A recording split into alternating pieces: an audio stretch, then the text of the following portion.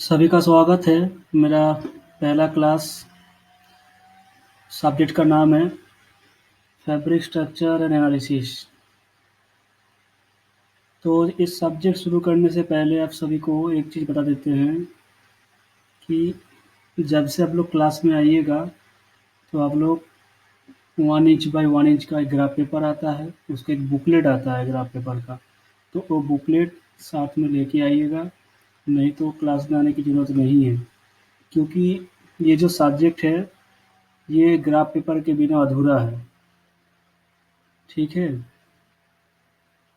तो ये चीज़ ध्यान में रखिएगा। तो शुरू करने से पहले सब्जेक्ट के बारे में कोई बता देते हैं। सब्जेक्ट का नाम है फैब्रिक स्ट्रक्चर एंड एनालिसिस। तो बेसिकली इस सब्जेक्ट में हम लोग वोवेन स्ट्रक्चर के बारे में ही पढ़ेंगे। जो स्क्रीन पे आपको दिख रहा है, वोवेन, नीट और नॉन वोवेन, इनमें से हमें पढ़ना है सिर्फ वोवेन के बारे में। नीट और नॉन वोवेन के बारे में हमें डिटेल्स में कुछ पढ़ना नहीं है, सिर्फ इसका डेफिनेशन देखेंगे। तो शुरू करते हैं।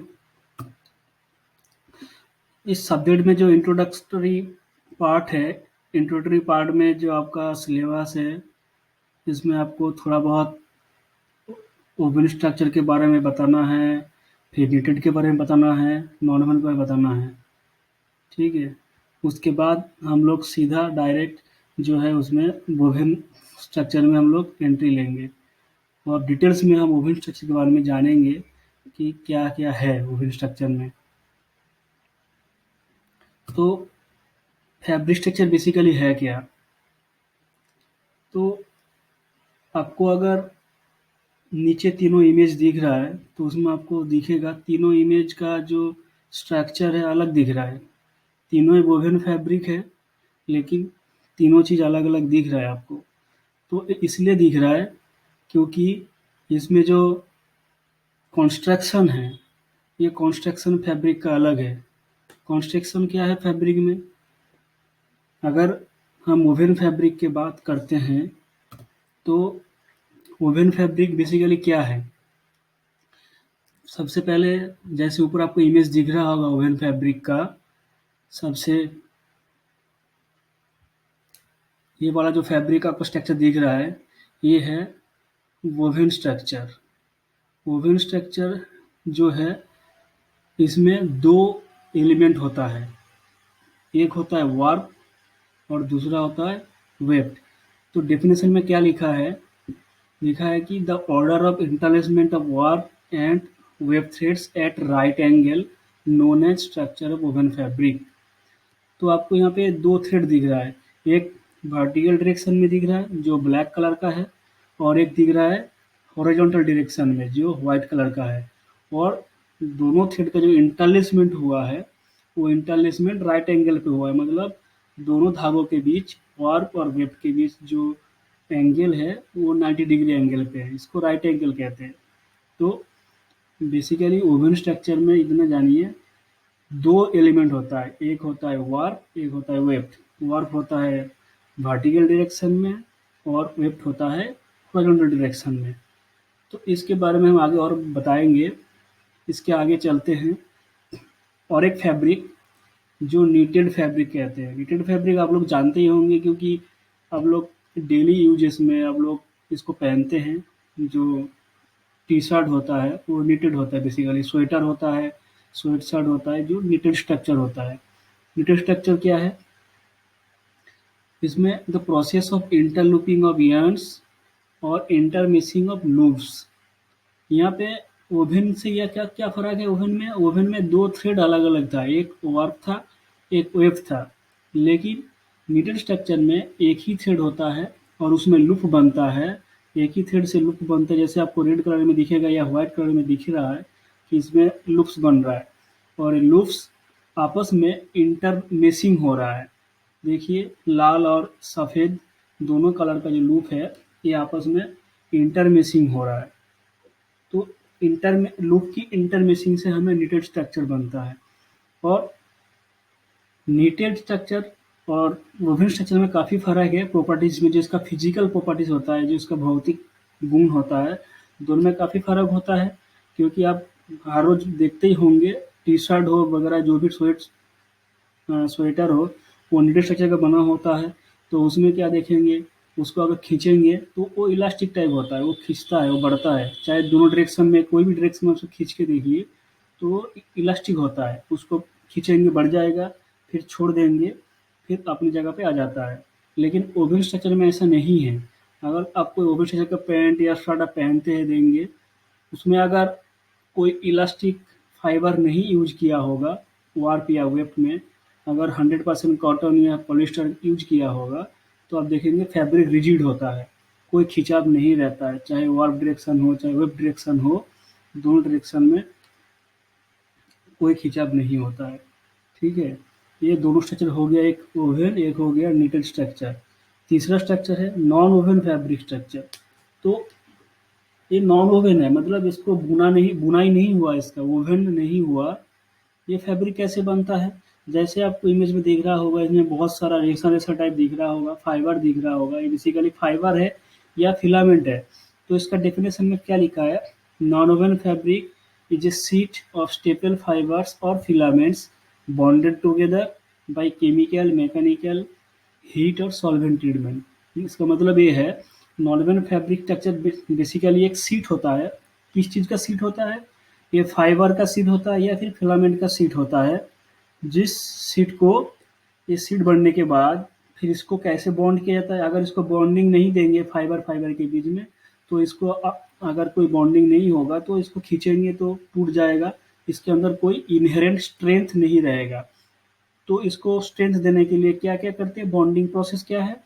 जैसे यहाँ पे लिखा है bonding by chemical, chemically bonding हो सकता है, मैकेनिकल बॉन्डिंग हो सकता है, या हीट ट्रीटमेंट से हो सकता है, या सॉल्वेंट। सॉल्वेंट से कोई गाम या ग्लू से इसको प्रोसेस किया जाता है, तो फाइबर फाइबर के बीच में इसका बॉन्डिंग होता है, तो इसमें स्ट्रेंथ मिलता है। ये हो गया नॉन ओवन स्ट्रक्चर। अब आप आपको ये जानना ज़रूरी है कि नॉन ओवन स्ट्रक्चर कहाँ-कहाँ यूज़ होता है। आप डेली लाइफ में देखेंगे, अब प्लास्टिक बैन होने के बाद आप देखेंगे जो मार्केट में आपको कोई मेडिसिन की दुकान हो, कोई सब्जी की दुकान हो, या फिर कोई किराना की दुकान हो, वहाँ पे आपको जो थैली मिलता है, वो देखेंगे नॉन ओवन का होता है। या फिर जो आपके घर में वाइपर होता है, वाइपर में देखेंगे वो भी नॉन ओवन का होता है। ठीक है? ये बेसिकली हो गया नॉन ओवन स्ट्रक्चर।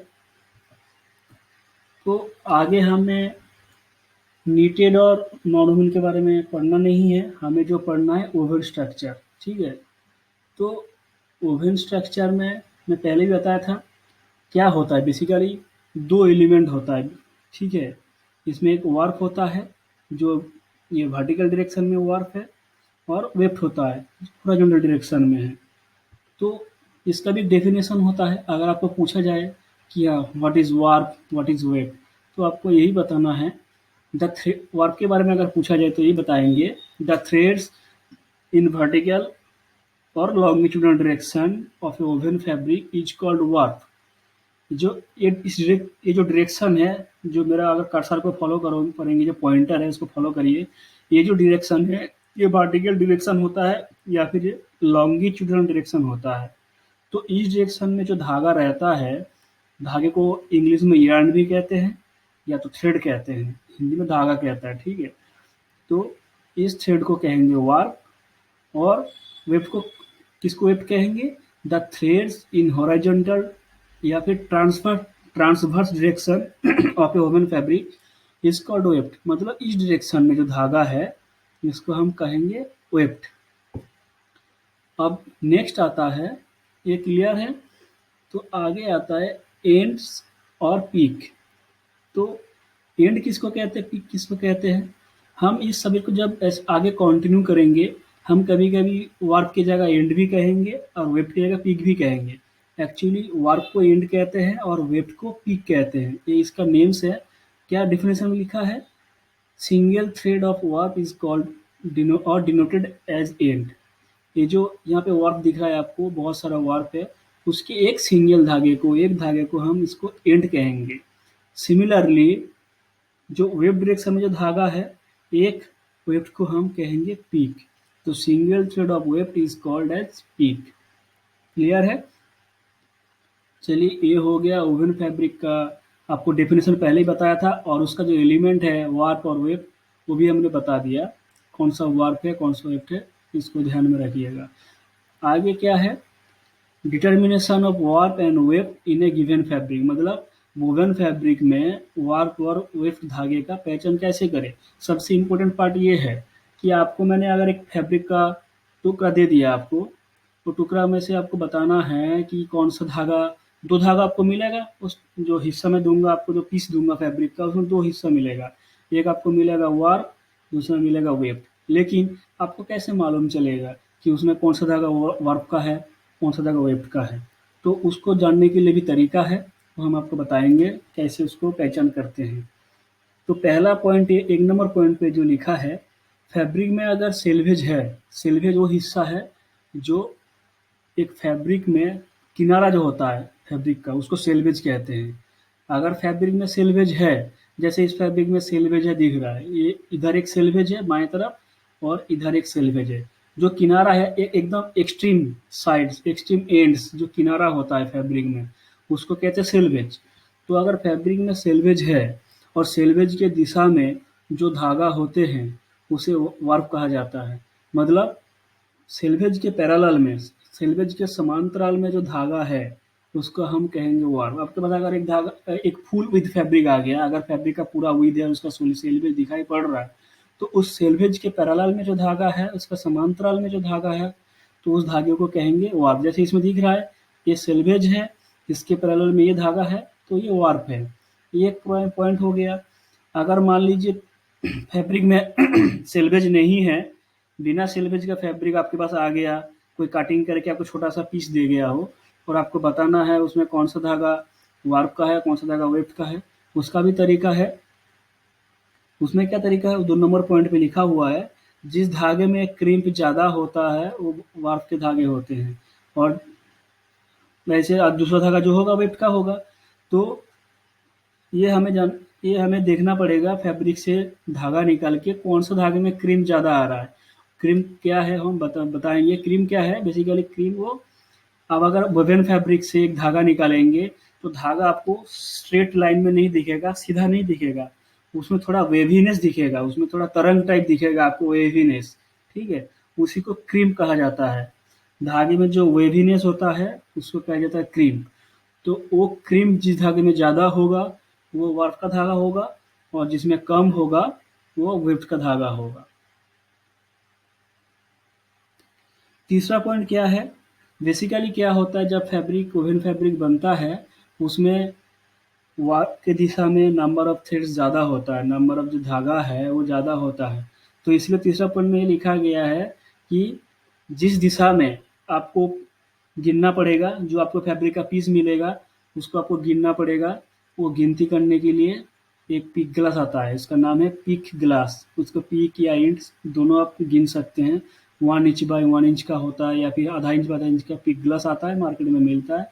आप क्लास में आएंगे, मैं आपको दिखाऊंगा पिक ग्लास क्या होता है, मेरे पास भी है। तो पिक ग्लास से आपको धागा काउंट करना पड़ेगा। मान लीजिए 1 इंच का पिक ग्लास है, तो 1 इंच में से 1 इंच बाय 1 इंच में से किस तरफ धागा ज़्यादा है। अगर वार्प जिस दिशा में धागा ज़्यादा होगा वो वार्प होता है, जिस दिशा में कम होगा वो वेफ्ट होता है। तो ये बेसिक चीज़ें हैं। 90% केस में यही होता है कि वार्प डायरेक्शन में नंबर ऑफ थ्रेड्स ज़्यादा होता है यूनिट स्पेस में, 1 इंच के अंदर। ठीक है, वो धागा ज़्यादा होता है और वेफ्ट में कम होता है, लेकिन 100% केस में नहीं होता है, मैं आपको बताऊंगा बाद में। कुछ कुछ केस में ऐसा होता है जिसमें वेफ्ट में धागा ज़्यादा होता है, वार्प में कम होता है।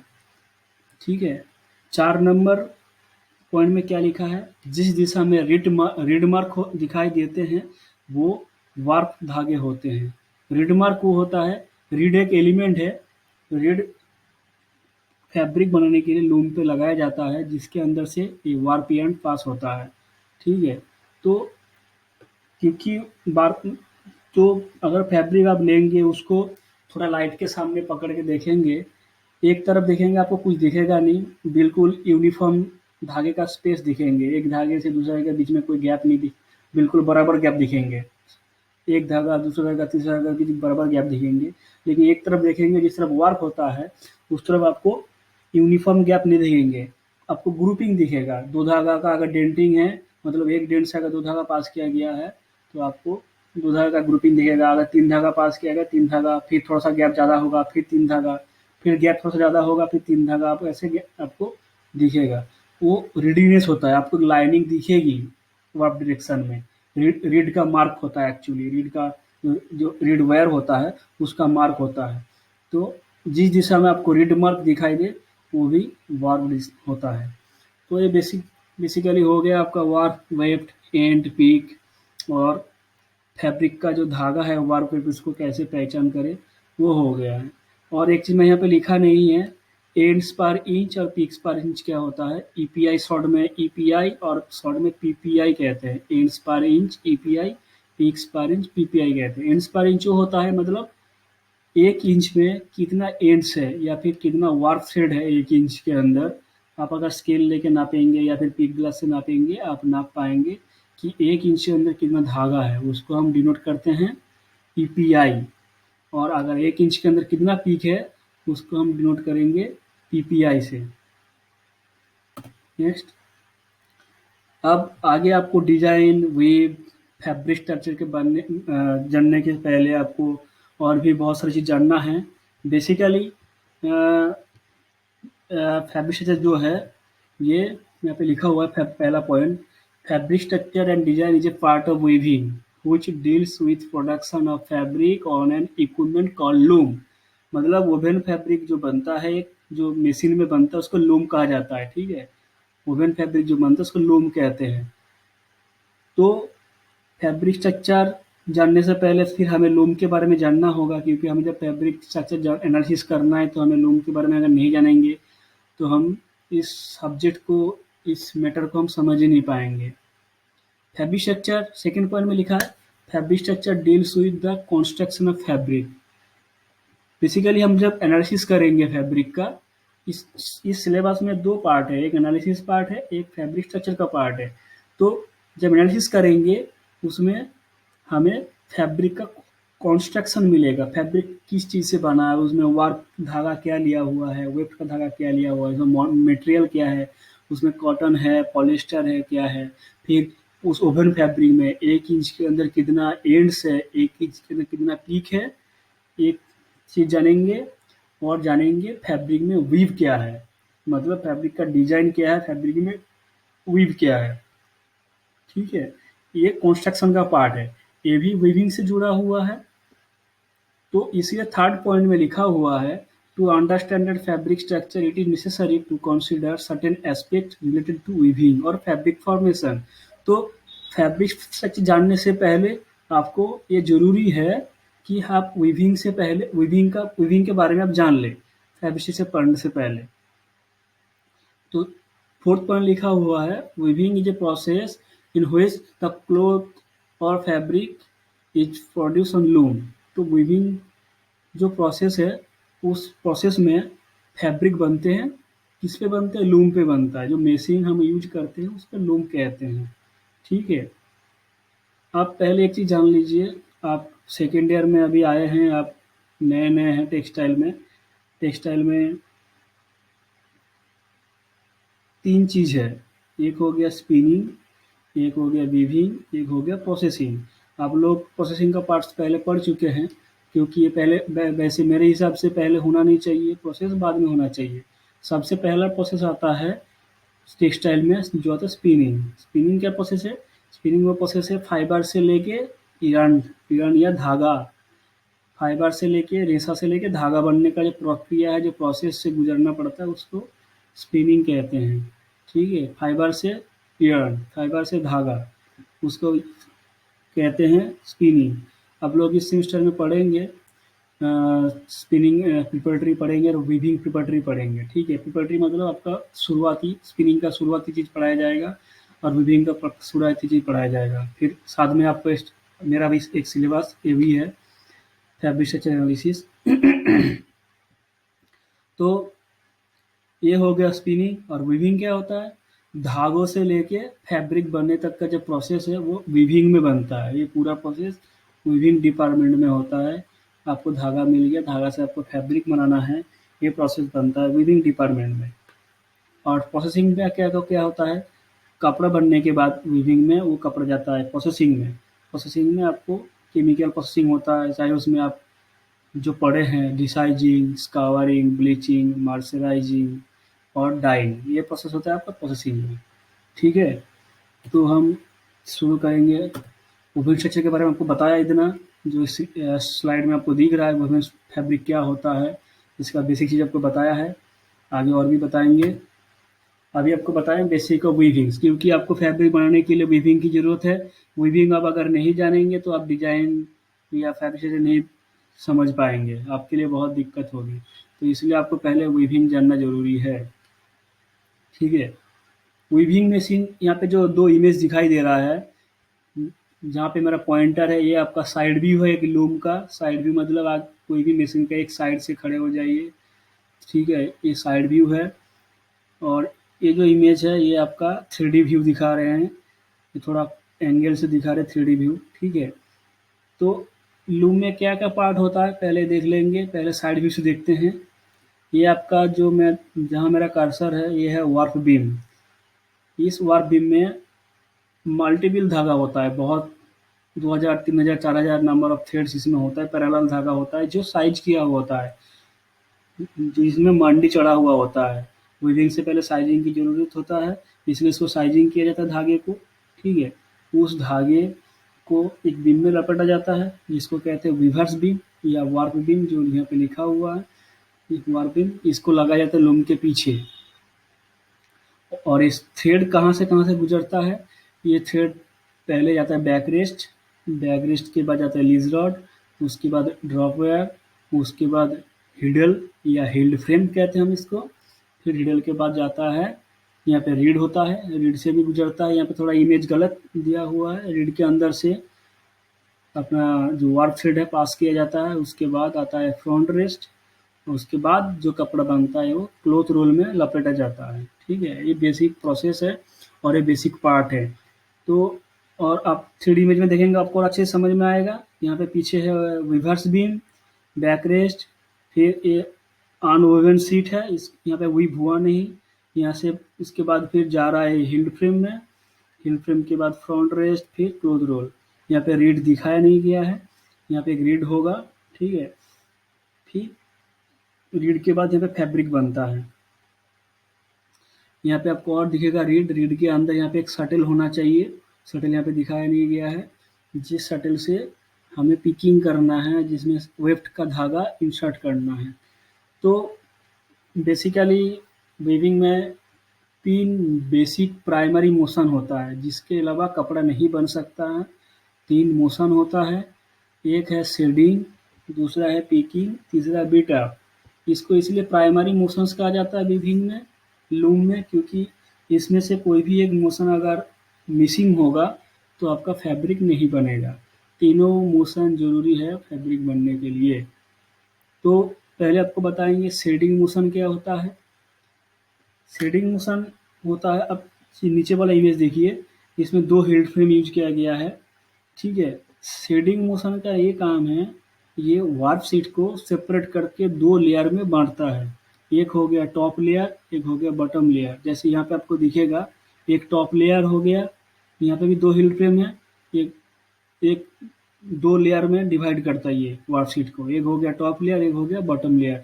ये किस लिए डिवाइड करता है, इसको अगर डिवाइड नहीं करेंगे तो वेफ्ट के धागा कैसे इंसर्ट करेंगे क्रॉस द आपका जो वर्कशीट है, उसके अंदर हमें अगर स्पेस नहीं मिलेगा, इसको अगर सेपरेट करके स्पेस नहीं बनाएंगे तो इसके बीच में से हम वेफ्ट को नहीं पास करा पाएंगे, जो कि इंटरलेसमेंट के लिए ज़रूरी है। क्योंकि वोवेन फैब्रिक में सिर्फ सिर्फ वार्प तो होता नहीं, वार्प और वेफ्ट दोनों होता है। वार्प होता है लॉन्गिट्यूडल डायरेक्शन में और वेफ्ट होता है हॉरिजॉन्टल डायरेक्शन में।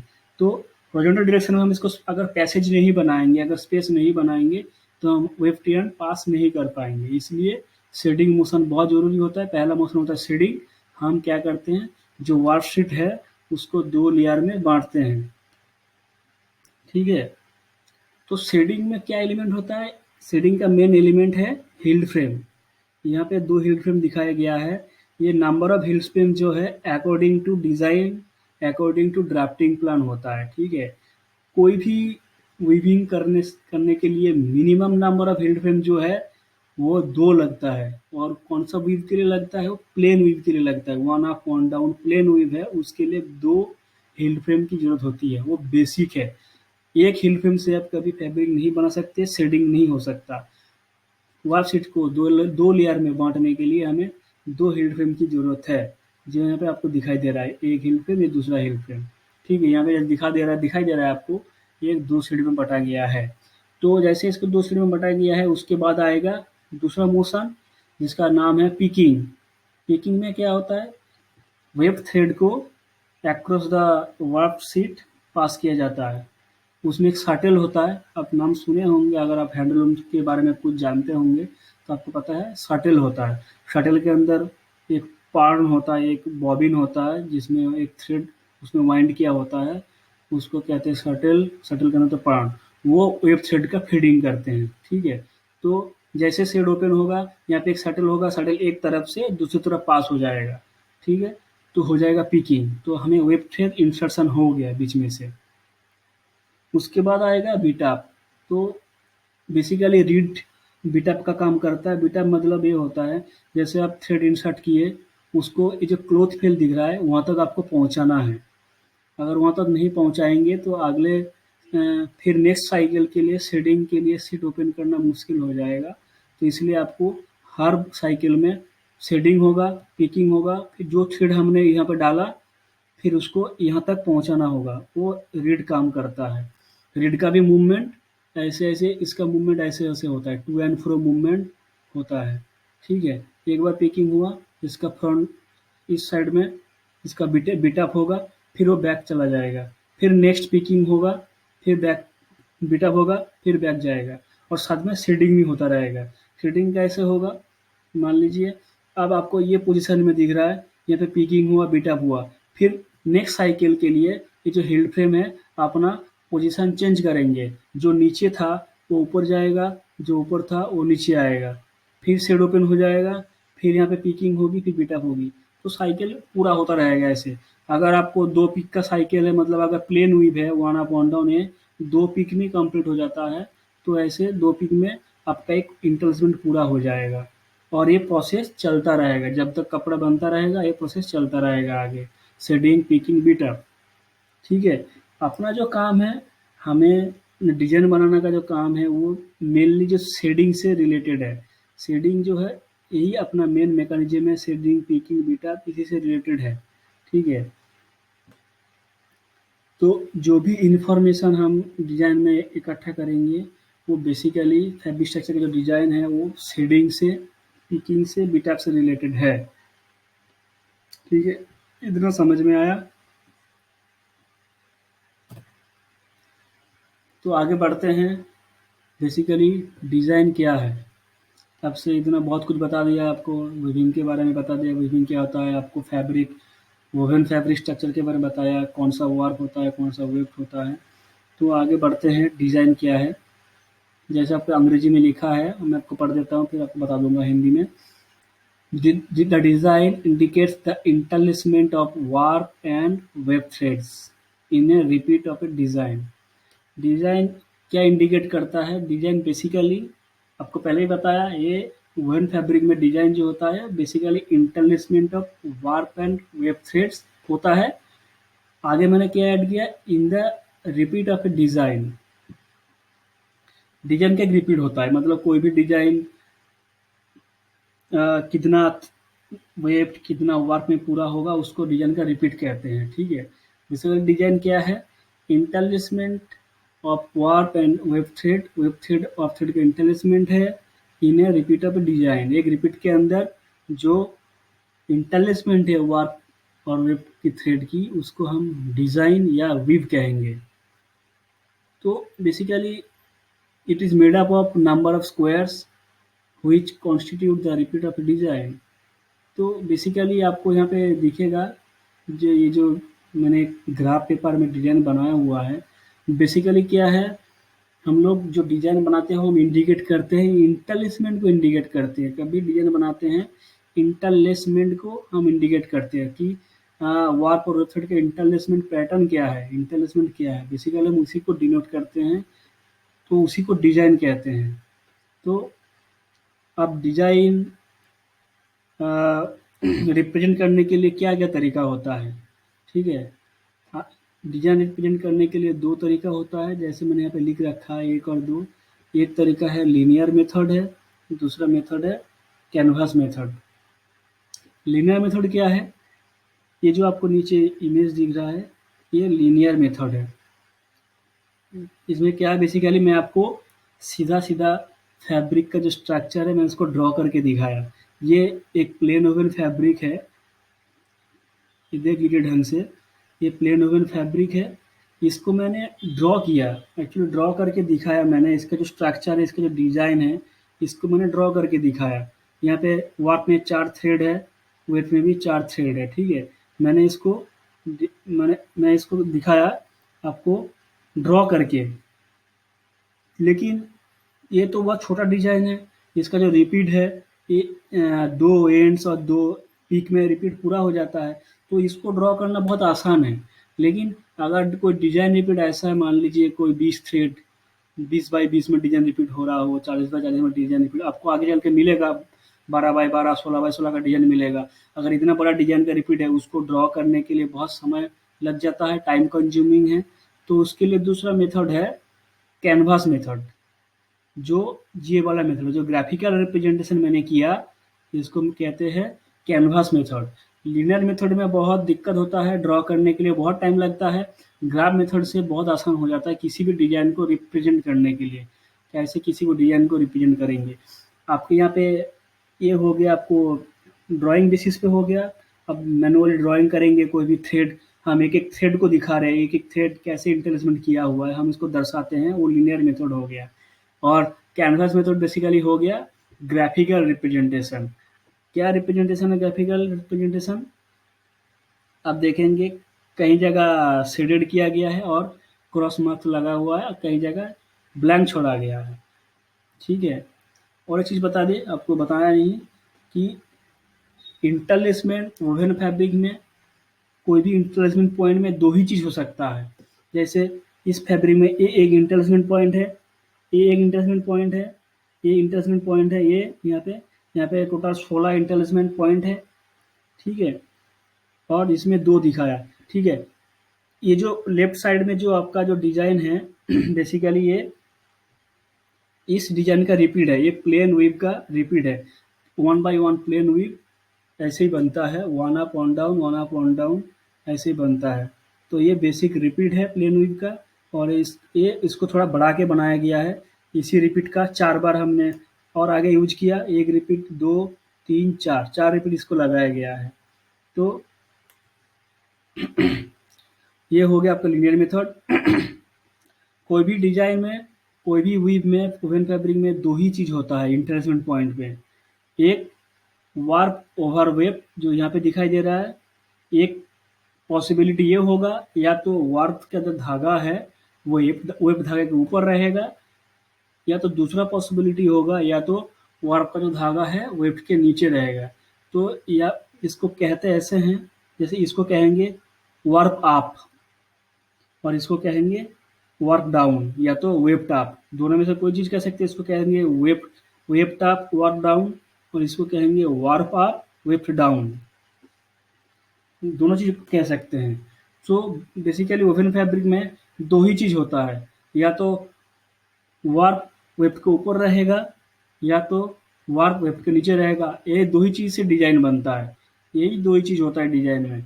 और उसको हम कैसे रिप्रेजेंट करेंगे, उसका 2 मेथड है, एक लीनियर मेथड है, कैनवास मेथड। जैसे मैंने आपको बताया, आपको लीनियर मेथड बता दिया कि ये एक इमेज के फॉर्म में रिप्रेजेंट करते हैं कोई भी रिपीट को, कोई भी डिज़ाइन को, डिज़ाइन रिपीट को। जैसे इसमें किया गया प्लेन वेव को ड्रॉ करके दिखाया गया आपको कि स्ट्रक्चर कैसे होता है, और यहाँ पे दिखाया गया है कि ग्राफिकली कि कैसे हम इसको रिप्रेजेंट करेंगे। जैसे आपको इस इमेज को मैंने यहाँ पे ग्राफिकल रिप्रेजेंट किया, देखिए। अब इसको बताता हूँ कैसे आप समझेंगे, कैसे बनाएंगे डिज़ाइन। जहाँ जहाँ क्रॉस है या फिर शेड है वहाँ पे वार्प अप होता है, विड्थ डाउन होता है, और जहाँ ब्लैंक छोड़ा गया है इसका मतलब है यहाँ पे वार्प नीचे है और वेट ऊपर है। ये चीज़ याद रखिए। आगे चल के यही करना है, ग्राफ पेपर के साथ डिज़ाइन बनाना है हमें, कैनवास में थोड़ा सा डिज़ाइन बनाना है आगे चल के। तो यही चीज़ हमें ध्यान में हमेशा रखना होगा और दिमाग में डाल लीजिए इसको कि कोई भी डिज़ाइन जब ग्राफिकल रिप्रेजेंट करेंगे उसमें जहाँ पे क्रॉस होगा या तो शेड होगा, दोनों में से कोई भी होगा या दो भी हो सकता है, दो चीज़। तो उसमें से जहाँ पे क्रॉस होगा इसका मतलब है वहाँ पे वार्प अप है, और जहाँ ब्लैंक छोड़ा गया है वहाँ पे वार्प डाउन है, वेट अप है। ठीक है। तो ग्राफ पेपर में जो वर्टिकल डायरेक्शन में जो आपको कॉलम दिखाई दे रहा है, यहाँ पे 4 कॉलम है। 4 कॉलम जो है ये वर्क को डिनोट करता है। 1 2 3 4 4 वर्क को यहाँ पे डिनोट किया। एक कॉलम जो है, जो कॉलम है या फिर वर्टिकल डायरेक्शन में जो आपको दिखाई दे रहा है लाइन, ये होता है वर्क के लिए, और जो हॉरिजॉन्टल डायरेक्शन में जो दिखाई दे रहा है ये होता है वेफ्ट के लिए। यहाँ पे मतलब 4 वर्क हो गया, 4 वेफ्ट हो गया। और एक-एक बॉक्स जो है, यहाँ पे 16 बॉक्स है, तो 16 बॉक्स में हर एक बॉक्स जो है आपको इंटरलेसमेंट बताता है, मतलब वार्प वेब के ऊपर है या वेब के नीचे है। ठीक है। हर एक बॉक्स है, एक एक इंटरलेसमेंट पॉइंट है, इंटरलेसमेंट इंटरसेक्शन पॉइंट है, एक एक याद रखिएगा इसको। हर एक बॉक्स जो है इंटरसेक्शन पॉइंट है। जहाँ पे क्रॉस रहेगा वो होगा वार्प अप, वेट नीचे जाएगा, और जहाँ पे ब्लैंक छोड़ा गया है वो है वेट अप वार्प डाउन। अब सिमिलरली देखिएगा, अब इससे मैच करिए। ये जो डिजाइन बना हुआ है जो नीचे जो प्लेन वेव बना हुआ है, 4 धागे, 4 वार्प और 4 वेव में, और यहाँ पे सेम उसी को मैं बनाया ग्राफिकली। यहाँ पे देखिए पहला एंड में सबसे पहले पहला पीक में अप है, तो इसलिए यहाँ पे भी क्रॉस किया गया है, इसलिए यहाँ पे क्रॉस है यहाँ पे, क्योंकि यहाँ पे अप है। फिर आगे देखिए 2 नंबर पीक और 1 नंबर एंड डाउन है, मतलब वार्प डाउन है, वेट ऊपर है, तो यहाँ पे ब्लैंक छोड़ा गया है। सिमिलरली सेम है। ये हो गया आपका डिजाइन कैसे रिप्रेजेंट करेंगे, ये तरीका है डिजाइन रिप्रेजेंट करने का। डिजाइन का रिपीट क्या होगा अभी बता देते हैं। डिजाइन रिपीट वो है, कोई भी वीव बनाने के लिए मिनिमम नंबर ऑफ थ्रेड्स दोनों डायरेक्शन में, वार्प और वेफ्ट में जो मिनिमम नंबर ऑफ थ्रेड्स चाहिए होगा उसी को उसका रिपीट कहा जाएगा। जैसे प्लेन वेव यहाँ पे दिखाया गया है, प्लेन वेव 2 वार्प और 2 वेफ्ट में बनता है मिनिमम। उसके लिए डिजाइन का जो रिपीट आपको दिखाने, मतलब रिपीट, डिजाइन रिपीट बेसिकली क्या है, फैब्रिक तो बहुत बड़ा बनता है आपका, फैब्रिक में काफ़ी धागे होते हैं। यहाँ पे आपको सिर्फ मैं 2 धागा दिखाया है, वो 2 धागा बेसिक उस रिपीट को, डिजाइन रिपीट को दर्शाने के लिए दिखाया गया है। फैब्रिक बहुत बड़ा बनेगा, उस फैब्रिक मान लीजिए आपको 10 मीटर 1 मीटर का चौड़ा फैब्रिक बनाना है, फैब्रिक मान लीजिए 4000 धागे हैं, तो आपको 4000 धागा आपको लूम में ड्राइंग करना होगा। तो लूम में वो जो हिल फ्रेम में दिखाया था पहले, उस हिल फ्रेम में आपको जाना पड़ेगा। उस हिल फ्रेम में आपको एक-एक धागा ड्राइंग करना पड़ेगा। एक एक एक पहला धागा 1 नंबर हिल फ्रेम से, दूसरा धागा 2 नंबर हिल फ्रेम से, फिर तीसरा धागा 1 नंबर हिल फ्रेम से, ऐसे ऑल्टरनेट करके ऑड नंबर के धागा जो 1 नंबर हिल फ्रेम से जाएगा, और जो इवन नंबर का जो धागा है वो जाएगा 2 नंबर हिल फ्रेम से।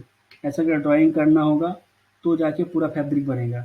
हम बेसिकली रिप्रेजेंट करने के लिए कोई भी वेव को हमने 2 धागा दिखाया, क्योंकि 2 धागे में रिपीट पूरा हो जाता है। क्योंकि देखिए ये एक रिपीट है, ये आगे मैंने उसी रिपीट को 4 बार मैंने पेस्ट किया।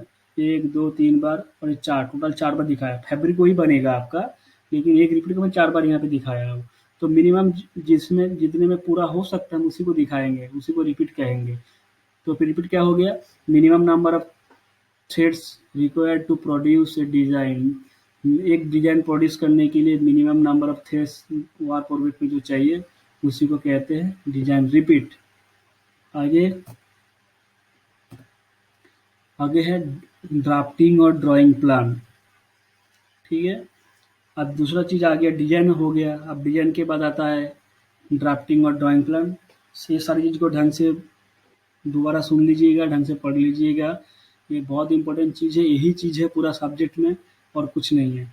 डिज़ाइन, ड्राफ्टिंग और लिफ्टिंग प्लान। अब ड्राफ्टिंग प्लान क्या है? Drafting plan indicates the manner of drawing the ends through the hill die, and it also denotes the number of hill shape required for a given weave repeat. क्या कह रहा है कि drawing plan indicate करता है the manner of drawing, हम किस manner से धागे को ड्राइंग करेंगे थ्रू द हिल डाई। मैं आपको थोड़ी देर पहले बता रहा था हिल शेफ्ट के बारे में, हिल डाई के बारे में। ये जो आपको सीमेटिक डायग्राम दिखाया हुआ है यहाँ पे देखिए, पीछे वार बीम लगा हुआ है, वार बीम के बाद जो धागा पास किया हुआ है ड्रॉप वायर है, ड्रॉप वायर के बाद आता है हिल्ड वायर।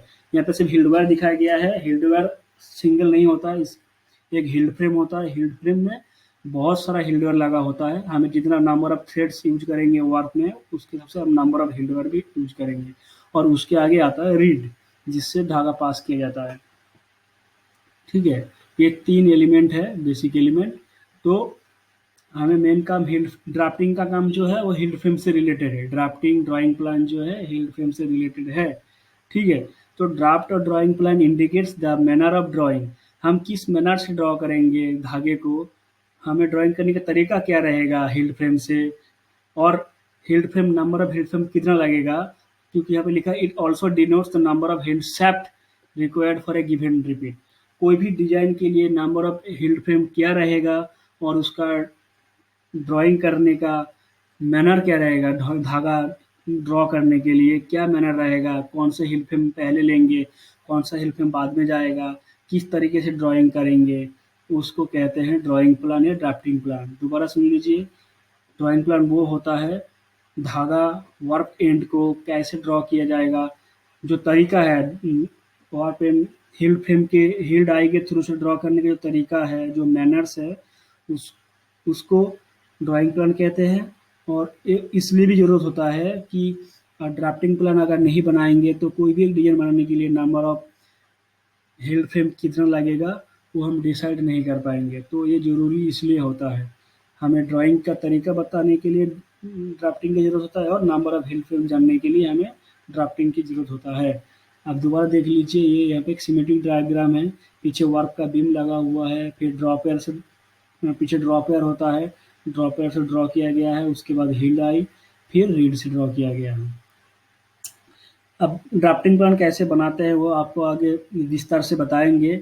आप शॉर्ट में ये देख लीजिए, यहाँ पे एक आपको डिजाइन दिया हुआ है, ये डिजाइन है, ये डिजाइन का ये भी इसका एक रिपीट है डिजाइन का, 4 एंड और 4 पीक में।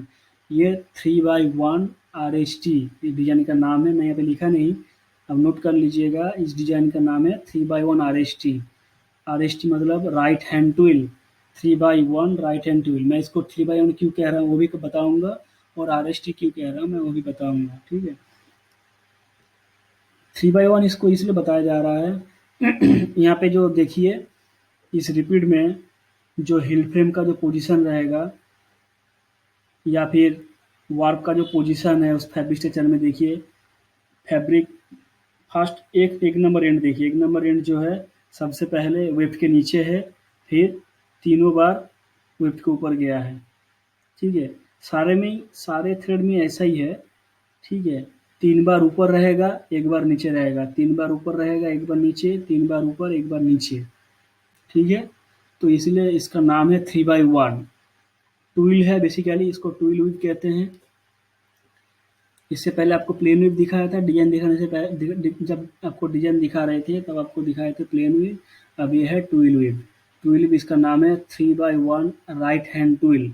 ठीक है, सारे जो थ्रेड से सारे का पैटर्न 3 अप 1 डाउन है, एक डाउन है, वर्क थ्रेड जो है 1 बार डाउन है, 3 बार अप है, यहाँ पे भी 1 बार डाउन है, 3 बार अप है, यहाँ पे भी 1 बार डाउन है, 3 बार अप है, सिमिलरली यहाँ पे भी है। तो इसको बनाने के लिए हमें नंबर ऑफ हिल फ्रेम कितना लगेगा और क्या ड्राइंग पैटर्न रहेगा हम बताते हैं आपको। ठीक है, ये आपको एक फैब्रिक का डिज़ाइन मिल गया, ये फैब्रिक को आपको बनाना है लूम पे। तो बनाने के लिए आपको फिर इसको ड्राइंग में लगाना पड़ेगा बीम को, जो जिस बीम से वो कपड़ा बनाएंगे आपको ड्राइंग में लगाना पड़ेगा। तो ड्राइंग में जब लगाएंगे आपको बताना पड़ेगा कि आपको कैसे ड्राइंग करना है इस बीम को, और कितना नंबर ऑफ आपको हिल फ्रेम चाहिए। डिजाइन जो दिख रहा है आपको यहाँ पे 4 हिल फ्रेम लगाया गया है, हिल फ्रेम 1 2 3 4। क्यों 4 लगाया गया है, ये इसलिए लगाया गया है यहाँ पे देखिए सारे थ्रेड 3/1 है, लेकिन इस रिपीट के अंदर जो आपको दिखाई दे रहा है, पहला धागे का पैटर्न क्या है, सबसे पहले है 1 डाउन 3 अप है, 1 डाउन, इसको ऐसे पढ़ते हैं 1 डाउन 3 अप, एक ये है, दूसरा है 1 अप 1 डाउन 2 अप, तीसरा है 2 अप 1 डाउन 1 अप, और चौथा है 3 अप 1 डाउन। अब इसको नोट कर लीजिए, देखिए इस रिपीट के अंदर जो इसका पैटर्न है अप डाउन करने का, जो इंटेलिजेंट पैटर्न है, इस रिपीट के अंदर एक दूसरे से मैच नहीं हो रहा है। इसका शुरुआत में डाउन है, लेकिन इसका शुरुआत में डाउन नहीं है, 1 अप 1 डाउन 2 अप है, फिर ये 2 अप 1 डाउन 1 अप है, ये 3 अप 1 डाउन है। मतलब चारों जो धागा है, चारों थ्रेड है, एक दूसरे से अलग है। ओके, इसलिए चारों धागा क्योंकि एक दूसरे से अलग है, इसलिए हमें 4 हिल फ्रेम चाहिए।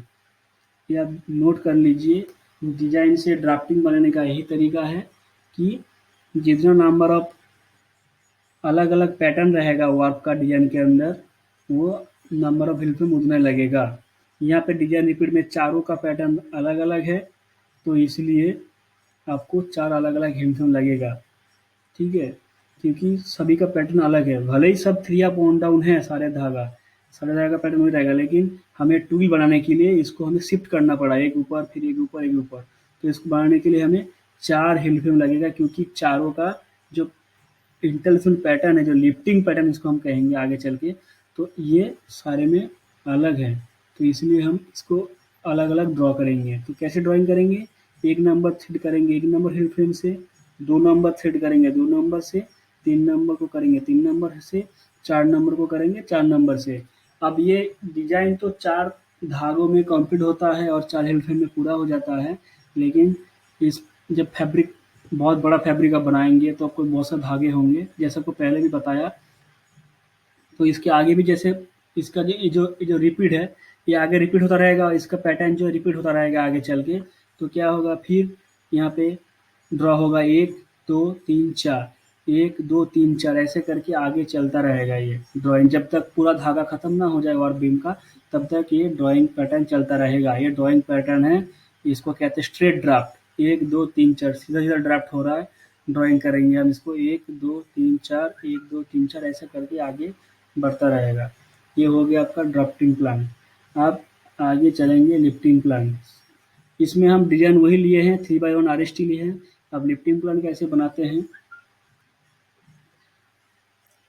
नीचे जो है ये डिजाइन हो गया, ऊपर जो है ये ड्राफ्टिंग प्लान हो गया, और राइट साइड में ये जो है ये हो गया आपका पेग प्लान और लिफ्टिंग प्लान। दो ही चीज़ इसको बताता है, या तो पेग प्लान या तो लिफ्टिंग प्लान। इसमें क्या डेफिनेशन में लिखा है, एक और lifting plan provides useful information to the weavers. अब लिफ्टिंग प्लान बहुत ही यूजफुल इंफॉर्मेशन हमें देता है। हम लिफ्टिंग प्लान के बगैर हम लूम में कपड़ा नहीं बना पाएंगे। आपको डिजाइन मालूम है, आपको ड्राफ्टिंग आप कर लिए, ड्राइंग कर लिए आप धागे का, आप उसको लूम में लगा दिए, अब उससे कपड़ा बनाना है। अब जब कपड़ा बनाएंगे, हमें 3/1 RST बनाना है, तो कैसे बनाएंगे, हम अपने पास अगर पेग प्लान या लिफ्टिंग प्लान नहीं होगा तो वो कपड़ा नहीं बना पाएंगे।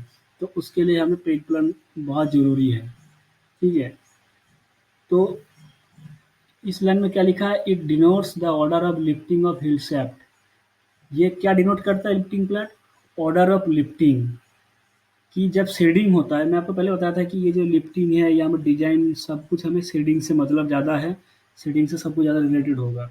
तो ये it denotes the order of lifting of heald shaft. ये लाइक पेग प्लान हम लोगों को या वीवर्स को जो कपड़ा बना रहे हैं उनको क्या बताएंगे कि हिल शेफ्ट कैसे लिफ्ट किया जाएगा। पहला पिक में कौन सा हिल फ्रेम ऊपर रहेगा, कौन सा हिल फ्रेम नीचे रहेगा, फिर नेक्स्ट पिक में किसका क्या पोजीशन रहेगा, इसमें क्या पोजीशन रहेगा, या क्या क्या पोजीशन रहेगा आगे पिक में, वो दर्शाता है। ठीक है, तो बेसिकली लिफ्टिंग प्लान जो है हिल शेफ्ट का position, order of lifting, heald shaft का जो पोजीशन, कौन सा पिकिंग टाइम में कौन सा नंबर ऑफ पिक में कहाँ पोजीशन होना चाहिए, उसी को दर्शाता है। ठीक है, तो आगे क्या लिखा है, it in a peg plan the vertical space indicate the heald shaft and the horizontal space indicates the pick. आपको पहले ही बताया था कि वर्टिकल स्पेस डिजाइन में जो होता है, वर्टिकल स्पेस वार्प को डिनोट करता है और हॉरिजॉन्टल स्पेस वेट को डिनोट करता है।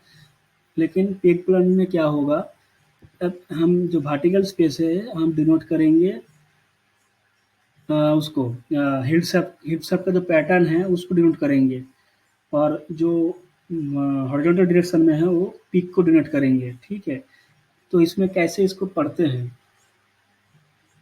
तो पेग प्लान कैसे डिनोट, पेग प्लान जो है पूरा डिपेंडेंट है डिज़ाइन और ड्राफ्टिंग के ऊपर डिपेंड करता है। पेग प्लान कैसा बनेगा, यह अपना डिज़ाइन क्या रहेगा और ड्राफ्टिंग प्लान मैंने क्या लिया है, तो उसके ऊपर डिपेंड करेगा कि मेरा पेग प्लान क्या बनेगा। यहाँ पे लिखा है in case of straight draft the peg plan will be the same as the design, hence no peg plan is necessary in case of straight draft. इसका मतलब ये है, अगर स्ट्रेट ड्राफ्ट है, जैसे मैं इसका आपको बताया कि ये स्ट्रेट ड्राफ्ट है, तो ये अ, इसका जो डिजाइन था सेम, देखिए इसका पेग प्लान भी सेम बना है। हर केस में नहीं होता है, सिर्फ स्ट्रेट ड्राफ्ट अगर कहीं मिला है कोई डिजाइन में, अगर स्ट्रेट ड्राफ्ट है तो उस डिजाइन का जो पैटर्न है वो सेम, उसका लिफ्टिंग प्लान वही होगा, जो डिजाइन है वही उसका लिफ्टिंग प्लान होगा इन केस ऑफ स्ट्रेट ड्राफ्ट। ठीक है, तो अगर आप डिजाइन आपके पास है यार उसका स्ट्रेट ड्राफ्ट बन रहा है, तो आपको पेग प्लान अलग से बनाने की जरूरत नहीं है क्योंकि सेम होता है। और मैंने जो बताया अभी कि इसका जो वर्टिकल डायरेक्शन है पेग प्लान का, वो आपको हिल सब का जो लिफ्टिंग पैटर्न है उसको डिनोट करता है। हर एक यहाँ पे 4 हिल फ्रेम यूज किया गया, इसको जब डिनोट करेंगे ऐसे ही करेंगे, यहाँ से लेके ऐसे डिनोट करेंगे तो आपको आसान होगा। और लिफ्टिंग प्लान कैसे बनाते हैं, देखिए पहले आपके पास पेग प्लान नहीं था, पहले आपके पास डिजाइन था, ड्राफ्टिंग था, और इसके बाद आपको बनाना है लिफ्टिंग प्लान। तो उसको बनाने के लिए क्या करेंगे, आप यहाँ पे जो बॉक्स बनाएंगे कितने बाय कितने का बनाएंगे वो उसको जानना ज़रूरी है। देखिए, क्योंकि हमने 4 हिल फ्रेम यूज किया है ड्राफ्टिंग में, तो हमें सीधा सीधा 4 कॉलम बनेगा। और क्योंकि ये डिजाइन 4 पीक में रिपीट होता है, तो जो अपना रिपीट बनेगा पेग प्लान का, जो पेग प्लान बनेगा 4x4 के ग्राफ में बनेगा, 4x4 का बॉक्स में हमें बनाना पड़ेगा। ठीक है, नंबर ऑफ हिल फ्रेम जितना है वो यहाँ पे लिख देंगे 1 2 3 4, मतलब 4 कॉलम यूज करना होगा क्योंकि नंबर ऑफ हिल फ्रेम 4 है। अगर 2 होता तो 2 यहाँ पे होता, अगर 3 होता तो 3 होता। ठीक है, वो डिजाइन की सबसे आगे वेरी करता रहता है। ठीक है, वो बताएंगे आगे आपको, और भी वैरायटी दिखाएंगे आपको क्या क्या होता है। तो फिर नंबर ऑफ हिल फ्रेम्स जो लगेगा कॉलम में जाएगा, 4 हिल फ्रेम यहाँ पे लग रहा है तो 4 लगेगा, और डिजाइन में जो रिपीट है 4 पिक का रिपीट है तो यहाँ पे 4 हॉरिजॉन्टल डायरेक्शन में 4 आपको रो होगा, तो 4 रो 4 कॉलम में ये पेग प्लान बनेगा। और बनाने का तरीका क्या है, हम ये बॉक्स बनाने के बाद, ग्राफ बनाने के बाद ऐसे लाइन ड्रॉ कर देंगे क्योंकि ये इससे लिंक है, ये हिल फ्रेम इससे लिंक है, इस हिल फ्रेम का जो लिफ्टिंग पैटर्न है यहाँ पे डिनोट करेंगे। तो हमें क्योंकि ये डिजाइन प्रोड्यूस करना है, पहले हम सॉरी हाँ, जैसे हमें इस डिजाइन को हमें प्रोड्यूस करना है तो क्या करना होगा, तो हम जब पहला पिक हम इंसर्ट करेंगे, तो पहला पिक के लिए जब शेडिंग बनाएंगे तो क्या होगा, 1 नंबर जो धागा है हमें नीचे रखना है, और 2 नंबर 3 नंबर 4 नंबर का जो धागा है वो ऊपर रखना है। ठीक है, तो इसलिए जब फर्स्ट पिकिंग होगा उसके लिए शेडिंग करना है। शेडिंग बेसिकली आपको क्या बताया था कि 2 शीट में डिवाइड करना है, तो इस डिजाइन को बनाने के लिए हमें 2 शीट में डिवाइड करना होगा। तो उसके लिए क्या होगा, 4 धागा चारों में से 4 धागा का रिपीट है, चारों में से 3 धागा ऊपर रहेगा क्योंकि क्रॉस क्रॉस दिया हुआ है, इसको डिलीट किया क्रॉस से, ये ऊपर रहेगा, और जहाँ ब्लैंक है वो नीचे रहेगा, मतलब 1 नंबर हिल फ्रेम नीचे रहेगा। और इसका मतलब 1 नंबर हिल फ्रेम से हम जितना भी धागा ड्रॉ किए हैं वो सब नीचे चला जाएगा। जो शेडिंग का जो सीट बना है, टॉप सीट बॉटम सीट में चला जाएगा 1 नंबर हिल फ्रेम, और 3 2 3 4 नंबर जो हिल फ्रेम है वो टॉप में रहेगा और टॉप सीट बनाएगा। ठीक है, तो बेसिकली तो नेचुरली क्या होगा, टॉप सीट में हमेशा धागा ज़्यादा होगा क्योंकि 2 3 4 मतलब 75% धागा जो आपको ऊपर में रहेगा हमेशा, और 25% जो धागा है नीचे रहेगा। ये हो गया फर्स्ट पिक के लिए। तो अब डिजाइन से मैच करा लीजिए क्योंकि हमें ये डिजाइन बनाना है। इस डिजाइन में, इस पैटर्न में क्या दिया हुआ था कि इसमें वार्प थ्रेड नीचे रहना चाहिए, बाकी 2 3 4 जो वार्प थ्रेड है ऊपर रहना चाहिए फर्स्ट पिक के लिए। तो फिर यहाँ पे भी वैसे ही किया गया है। तो फिर हम क्या करेंगे, मतलब जब फर्स्ट बार पिकिंग होगा, फर्स्ट पिक इसको कहेंगे, फर्स्ट पिक में हिल फ्रेम 1 नंबर नीचे रहेगा और 2, 3, 4 ऊपर रहेगा, तो हमें ये वाला जो डिज़ाइन है ये बन जाएगा। ठीक है, नेक्स्ट चलेंगे दूसरी पिक की तरफ। ये सेकंड पिक है। सेकंड पिक में हमें क्या बनाना है, ये वाला बनाना है। इसका क्या है, फर्स्ट ऑफ है, फर्स्ट एंड ऑफ हो जाएगा, फिर दूसरा एंड डाउन हो जाएगा, 3 और 4 ऑफ रहेगा। मतलब यहाँ पे 1 नंबर ऑफ, 3 नंबर ऑफ और 4 नंबर ऑफ रहेगा, 2 नंबर डाउन रहेगा। तो इसमें भी 2 सीड हो गया डिवाइड। इस केस में क्या होगा, बॉटम सीड में सिर्फ 2 नंबर हिल फ्रेम का धागा रहेगा, टॉप सीड में 1 नंबर, 3 नंबर, 4 नंबर का धागा रहेगा। फिर नेक्स्ट जब सीडिंग होगा नेक्स्ट पिक के लिए, तो उसमें 1 नंबर, 2 नंबर और 4 नंबर ऊपर रहेगा और 3 नंबर नीचे रहेगा। फिर फोर्थ पिक के लिए, 4 नंबर पिक के लिए 1, 2, 3 ऊपर रहेगा और 4 नंबर नीचे रहेगा। ऐसा करके हम अगर सीडिंग और पिकिंग करेंगे तो अब मेरे पास ये डिज़ाइन प्रोड्यूस हो जाएगा। ये जो हमें 3x1 RST टूल हमें चाहिए, RST R10 टूल चाहिए। ऐसे अगर ड्राइंग करेंगे, ऐसा लिफ्टिंग प्लान बनाएंगे या पेग प्लान बनाएंगे, तो हम ये वाला 3x1 RST का जो कपड़ा हम बना पाएंगे। ठीक है, अब सबसे पहले मैं आपको बहुत डिटेल्स में बता दिया। शॉर्ट में आपको ये डिज़ाइन दिया हुआ है, आपको अगर इसका ड्राफ्टिंग और लिफ्टिंग बनाना है तो कैसे बनाएंगे फिर से बताता हूँ।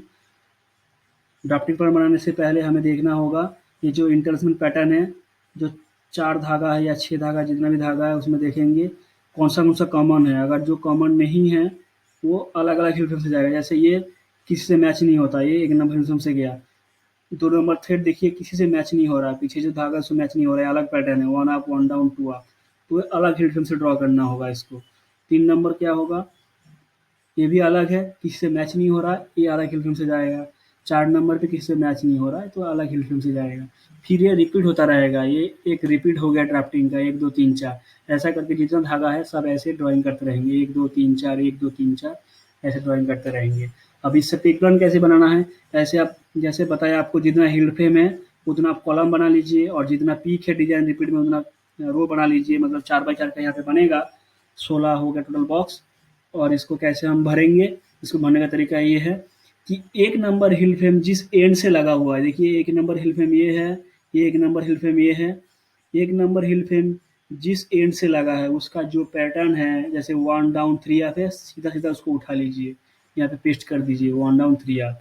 फिर आगे चलेंगे, 2 नंबर हिल फ्रेम जिस एंड से लगा हुआ है, जिस एंड को ड्रॉ किया उस एंड का जो पैटर्न है डिजाइन में, उसी को हम कॉपी करके पेस्ट कर देंगे। फिर 3 नंबर भी, 3 नंबर हिल फ्रेम से जो धागा ड्रॉ किया गया उस धागे का जो पैटर्न है डिजाइन में, उसी को हम कॉपी पेस्ट करेंगे। सिमिलरली 4 नंबर को भी ऐसे ही करेंगे। ऐसे करके हमें बन जाएगा पेग प्लान।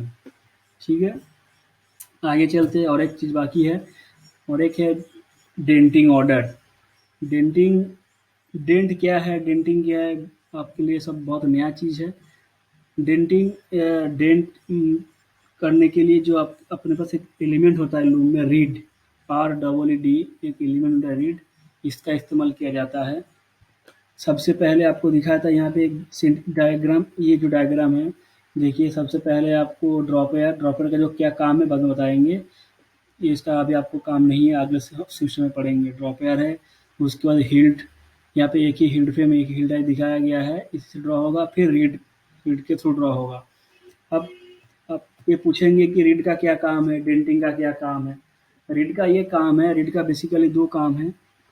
जो जो वर्क थ्रेड का जो स्पेसिंग है, आपको बताते हैं कि ईपीआई आपको बता रहे थे कुछ समय पहले, ईपीआई एंड्स पर इंच, यूनिट स्पेस के अंदर कितना धागा रहेगा वर्क का, वो फिक्स करने के लिए कोई भी कपड़े के अंदर हमें रीड का इस्तेमाल करना होता है। ये इसका पहला काम हो गया।